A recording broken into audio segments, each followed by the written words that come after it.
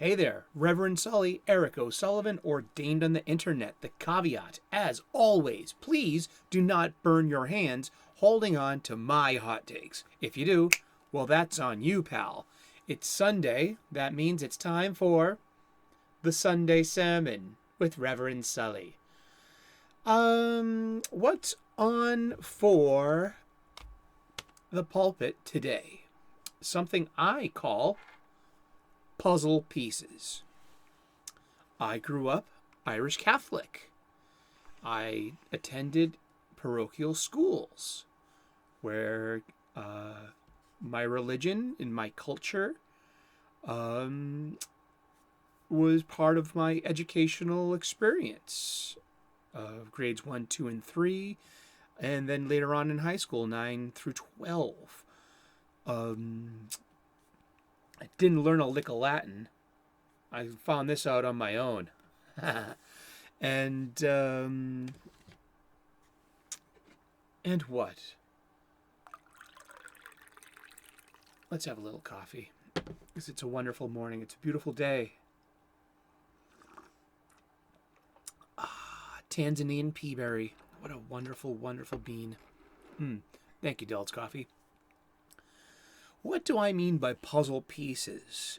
I mean this, that I was a kid in the late 70s, early 80s, and it was Star Wars that turned me on to Eastern spirituality. Star Wars, in its earliest forms, was an allegory for Eastern spirituality. Now, America once was considered a Christian nation with Christian people as its majority. All right? I'm not making this up. So, things such as Eastern spirituality were new to Americans. Once things started becoming interconnected through telecommunications, through airlines, through even warfare, the world wars of the 20th century, and foreign policies, being exposed to other people's cultures, to having immigrants and different immigrants besides Europeans come to America. And it was George Lucas, this Northern Californian kid, who was obviously influenced by Eastern spirituality, made a story about Eastern spirituality married with the traditional hero journey and basically what we would consider a medieval knight's quest. A young squire becomes a knight, saves the damsel in distress, the princess, he has a fight with the Dark Knight, the Black Knight, finds his true purpose. What they call the Campbellian thing, But within Star Wars was the kernels of Eastern spirituality, of the Force being what the Japanese call ki, or the Chinese call chi, the spirit energy, the vital spiritual energy. I believe in that. And that's where, I began to diverge from my Christian narrative, from my Catholic upbringing, which I always saw as, mumbo jumbo and ritual cannibalism, especially turning the wafer and wine into the body and blood of Jesus, which we ate and drank. And, there's nothing anthropological, there's nothing going on there. Sorry, I'm stumbling over that word. It happens sometimes. I'm just a high school graduate, a humble idiot. But I mean very well, and I'm an ordained minister, an autodidact. I'm a seeker, and what I sought was more answers for my spirituality. What I got were more questions, and that's the purpose.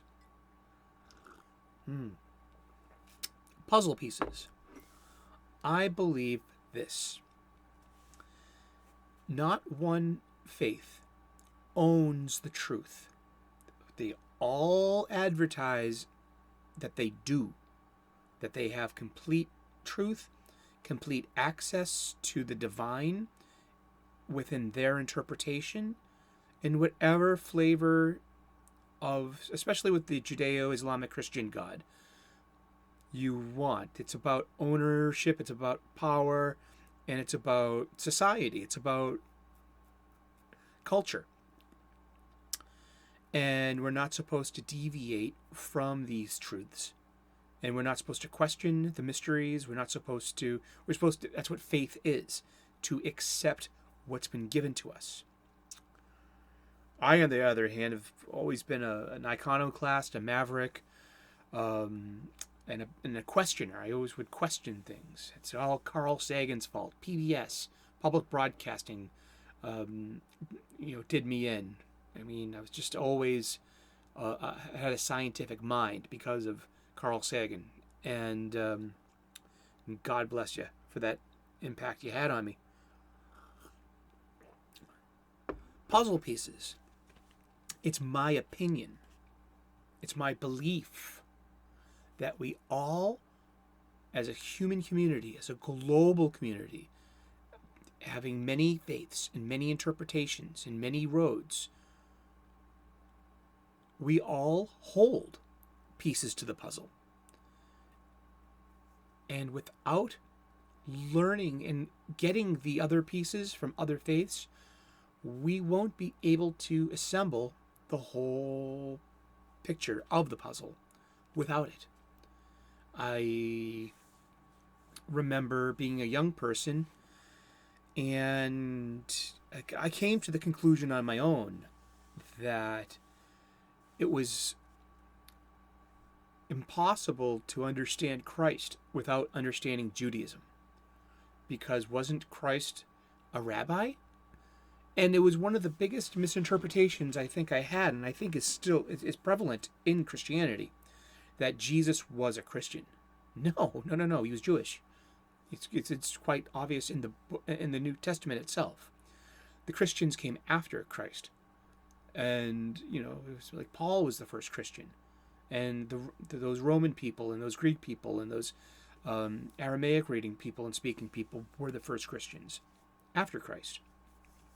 Christ was most definitely Jewish.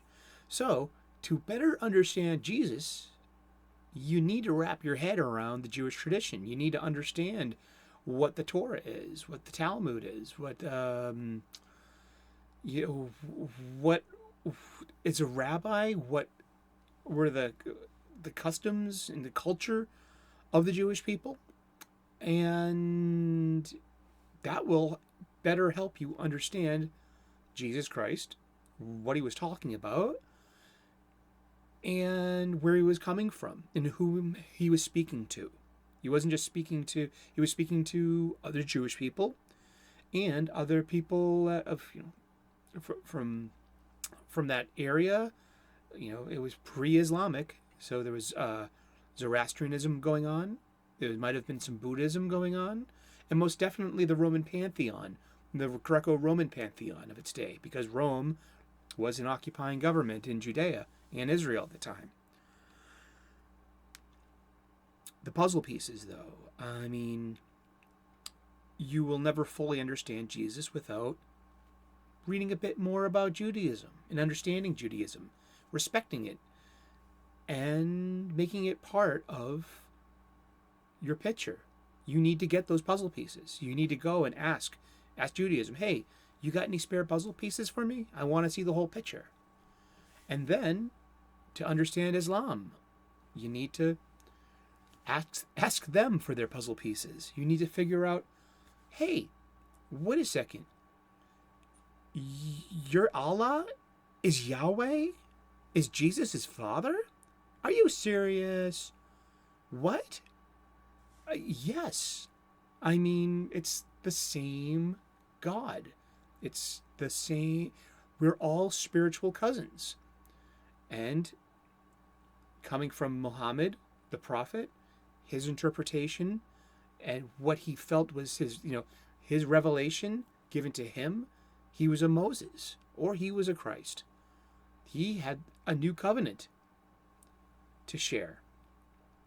And to understand the Islamic tradition and their culture, you're going to have to ask them for their puzzle pieces.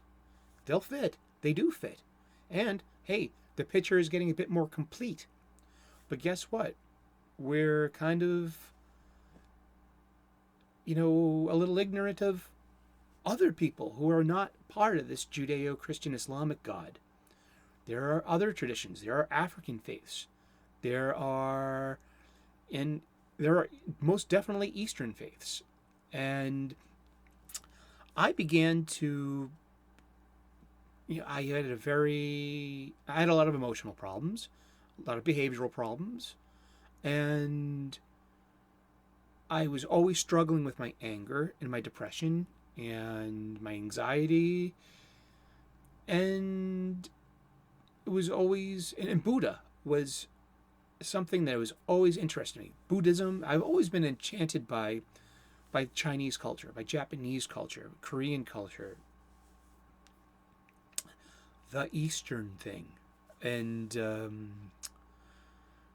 I have a tattoo on my body. My first tattoo is the Japanese kanji, 4-ki, Chinese chi, the spiritual energy.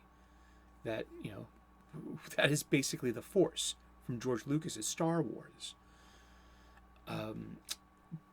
So I began to read more about Buddha and Buddha's wisdom. And Buddha is a remarkable individual with his own covenant. It's about understanding that the three jewels of Buddhism. I seek refuge in the Dharma, in the Buddha. I seek refuge in Dharma, the cosmic truth that he gives to us. And I seek refuge in the Sangha, the community, our culture, so we can help each other and live by these tenets. But that wasn't enough either, because to understand Buddha, you have to understand where he's coming from. Such as with my understanding of Christ, you have to wrap your head around his own Judaism. Well, to understand Buddha, you need to wrap your head around his Hinduism. Buddha, Siddhartha Gautama, was a Brahmin of a Hindu high-class birth, and his story was just remarkable in its own. He was being trained to be a Brahmin, a priest. He knew all the Hindu scriptures, the Vedas, and most specifically, the Bhagavad Gita. And Buddha came to his own conclusions about Dharma, which is a Hindu vehicle and a Hindu concept. And what Buddha kind of, he also accepts not just Dharma, but karma. And karma is a very misinterpreted thing in the West. We associate it with Christian sin and a cause and effect, which it is, but not in the Christian sin context. I'll get into a conversation about karma on a later video. I can't put all my eggs in one basket and talk about everything at once. It's why God invented time, to keep everything from happening at once, so we all can enjoy this experience. That's whimsical. But to wrap your head around Buddha, you need to wrap your head around his Hinduism. And you have to ask Hinduism for their puzzle pieces. And now we've asked Buddha for his puzzle pieces. We've asked Krishna and Hinduism for their puzzle pieces. Now we've got an even bigger, clearer, more complete picture. And it takes asking questions. It takes asking the sources for their puzzle pieces. So for my spiritual journey, I came to rest with Hinduism because it's elegant. It fits my personality. It fits my spirit. I find myself agreeing with it. It's not about sin. It's about suggestions. Krishna makes suggestions, and to the allegory, the metaphor, literal of Arjuna, the mighty archer, who is us in our indecision and our panic and our anxiety and our questioning of faith. What is this all for? Why am I doing this? Why am I here? And the Bhagavad Gita very succinctly answers these things and gives us a sense of hope and also what to do with all of this suffering. What I learned from the Gita is that you make everything, an offering to the Lord, even your suffering. And when you make your suffering a gift unto the Lord graciously accepts it. And it's a weight off of your shoulders. And it makes the suffering manageable. It makes the pain not lessened, not completely, not erased, yet it gives the pain purpose, and it's freeing. It's what they call moksha, spiritual freedom. So in times of trouble, I repeat the Lord's name. I say Krishna, Krishna, Krishna, Krishna, Krishna, Krishna, Krishna, and I can feel him smiling. And I do this in times of pain and in joy. And it helps. If you're struggling, perhaps faith can be a useful tool. It will serve you and will serve the Lord as well, if you believe in the god or the goddess. That's up to you. And you don't have to have an organized faith or an organized religion in order to attain the sense of spirituality. And that's just the thing about having faith, that you believe in something that you can't really prove, yet all the same you go with it, and it makes the human experience a bit more manageable.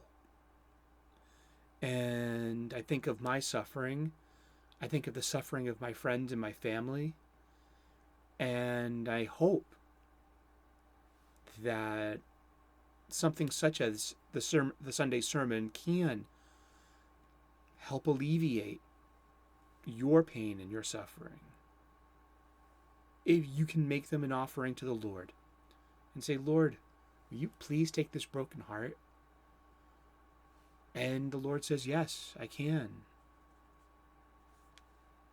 And it helps. It really does. I mean, therapy can help. Taking anxiety pills can help. Being active can help. Making better lifestyle choices can help. Reading good things and good self-help books do help. Yet, I'll advise curating a sense of spirit. And once you tap into that, you become more than yourself. Once you're realizing the god or goddess dwelling within your heart, you realize that you are part of that. And it makes these moments more endurable. And I'll say my mantra once again, Bhagavad Gita, chapter 2, verse 14. Matra sparsastu konteya, si nosna, sukha dukada, agama paino, nitnes tam tidiksasva parapa. This reality and our interpretations of it through our sense organs are changing seasons, hot and cold, joy and suffering. They're temporary. They're fleeting. They appear and they disappear. Therefore, endure them, O hero. Endure them. That inspires me, and it keeps my feet on this ground while I keep reaching for the stars. And I just wanted to share that with you. Thank you so much for tuning in. This has been Reverend Sully's Sunday Sermon. Give me a thumbs up if you like this kind of material. Give me a thumbs down if you disapprove. Leave a comment in the comment section. Let's continue this conversation. I'm here for you to talk to about this. If you need help, I can't help. I don't have answers, but I have ideas, and I've got books for you to read if you'd like. I can help you help yourself if you want that. I can. I'm there for you. Leave a comment in the comment section. I will reply to you. And give me a subscribe if you can be so kind. I'm an ordained minister, an autodidact. I make the Sunday sermon. I'm a spiritual person. I love talking about being an amateur theologian. I love talking about spirituality. This is quite literally my bag, baby. I'm also a professional chef. I share with you some restaurant level cooking hacks so you can make nutritious, delicious, and beautiful food for you to share at your table with your loved ones. Please do not take for granted these moments on earth we have together, especially eating together. I mean, they're just, relish these moments, enjoy these moments, and the togetherness that you have at the table together. They're wonderful, and don't take them for granted. And thank you so much for tuning in. God bless you. Namaste. Cheers.